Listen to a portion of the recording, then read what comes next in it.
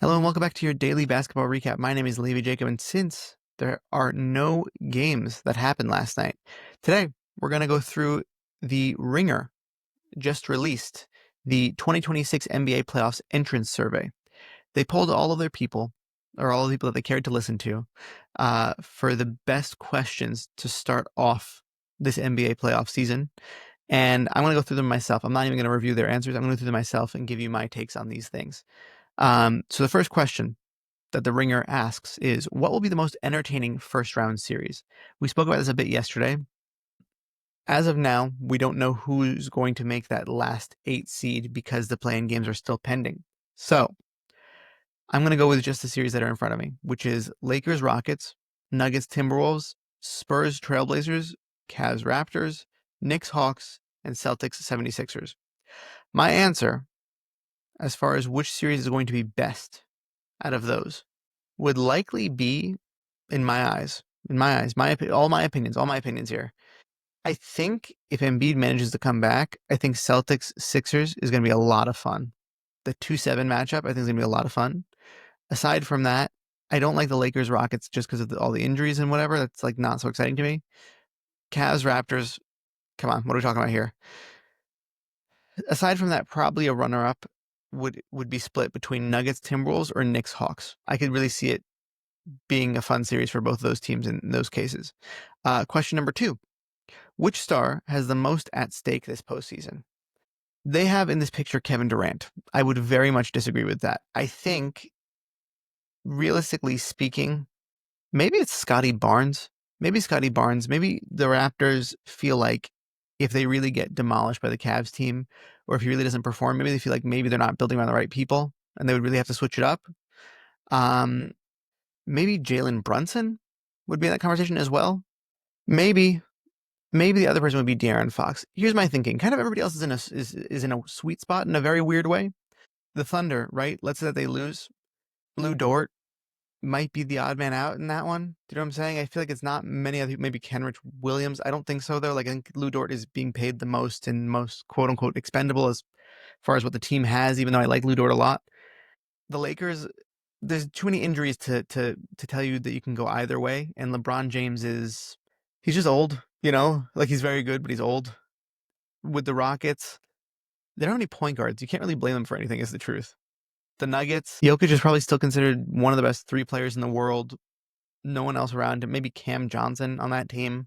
Anthony Edwards is amazing. He's really great. Maybe Julius Randle would be moved on from, but I don't think that's like, that's not much at stake. Do you know what I'm saying? There's not much there. The Spurs, they're kind of playing with house money. Nobody thought they would be this good this fast.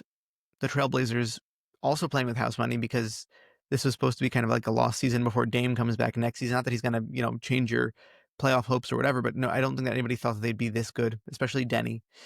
Pistons, they're awesome. They're really great. I don't know what else you'd have to do.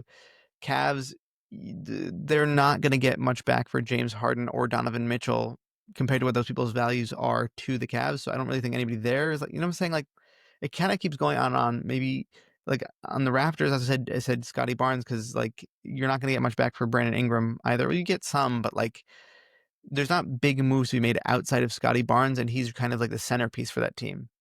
The Knicks, or maybe Cat. Maybe Cat would feel like he has the most at stake. I think it's likely that they try to trade him regardless. But yeah, maybe it's Cat. Maybe that's the answer. Because the Hawks also, like, they're kind of playing with house money as well. The Celtics, dude, this was really supposed to be a throwaway season. Like, they're like, this is the ultimate, like, Cinderella for them. And the Sixers, they don't have anywhere to trade Embiid. No one's going to take him. And they've been really good otherwise this year. Like, despite the fact that they're 7 seed, I'm really impressed with what I'm seeing. So it's weird. All the other teams are really in a nice spot.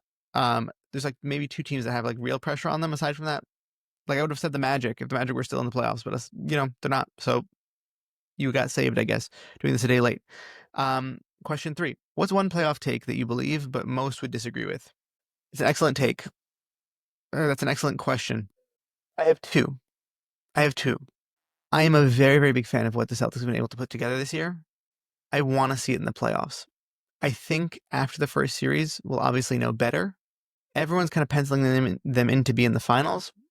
I don't feel comfortable with that. I really don't feel comfortable with the Celtics being in the finals automatically. They are way too unproven as far as their role players being able to perform in the playoffs. Number one, because it's a lot of new guys, and number two is it's a lot of minutes to be played for a guy who just came back from his ACL stuff.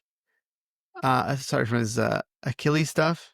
And Jaylen Brown, he's excellent. I'm just waiting to see if they break down. I hope that they don't, but I'm not. I don't feel as strongly about it as a lot of other people do. And number two is the Spurs are incredible, but the same story. I don't know to tell you that in the playoffs it's going to be the same thing.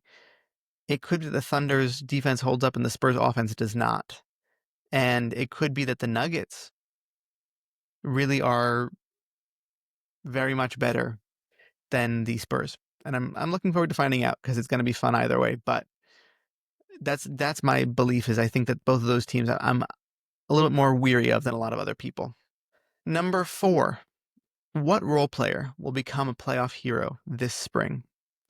That's a very good question. I think that Keon Ellis for the Cavs has high potential. I've been talking about this all year.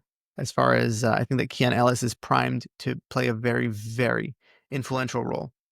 I think another player on that team, if they're able to finally pull through, I think James Harden, if he's able to win a couple series for the Cavs, he can change his narrative. I think that will make him it's all the makings of a big time cash in for the Cavs and for it to work out. Asar Thompson and his level of defense has a very, very high possibility of being that as well.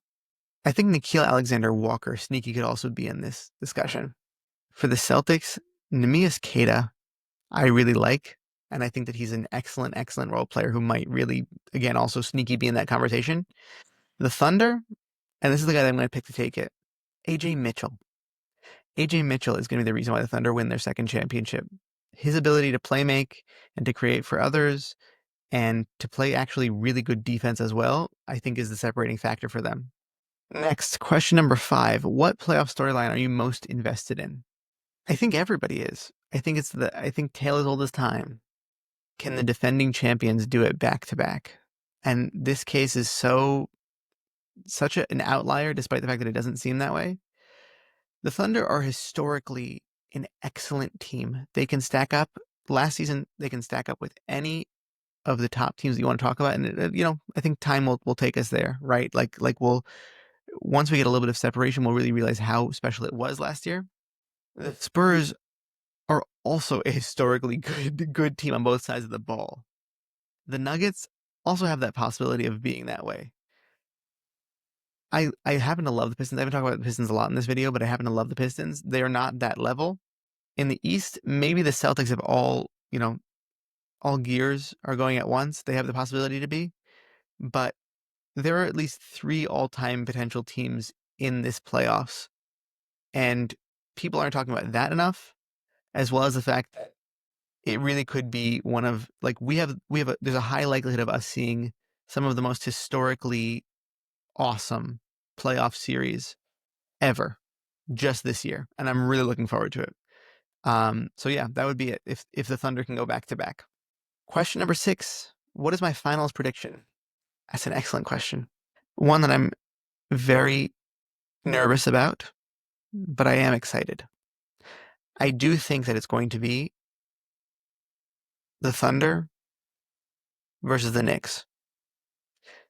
And that's another reason why I don't think it's going to be particularly close finals. I think the Knicks, in crunch time like this, figure it out.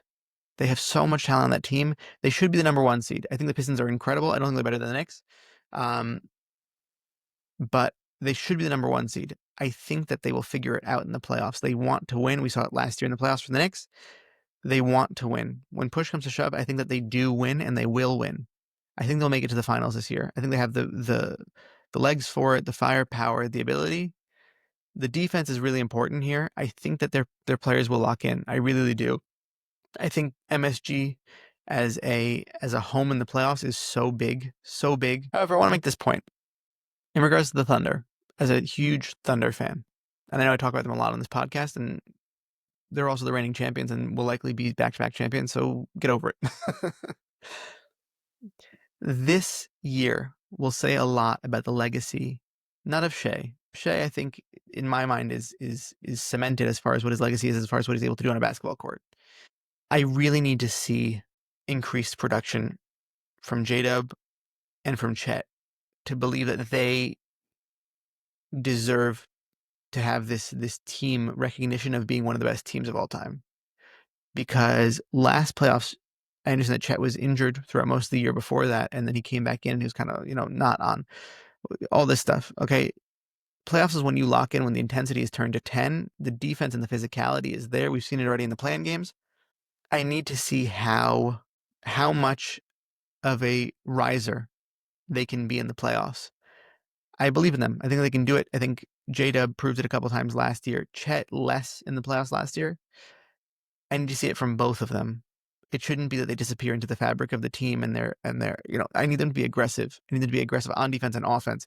You want to foul in the playoffs? Go for it. Honestly, that's my policy. I don't mind that. I don't mind. I'm not upset at you about that. You're playing hard. Just commit good fouls, not stupid fouls. Good fouls. Play hard. This has been your daily basketball recap in 15 minutes or less. I want to thank you all for listening and watching, and I will see you on Sunday. We might do a special little watch along on Saturday night for the Wolves Nuggets game. So tune in for that if you want at 10:30 our time, at other times in other places. But yeah, I hope you all have a great weekend, and I will see you then.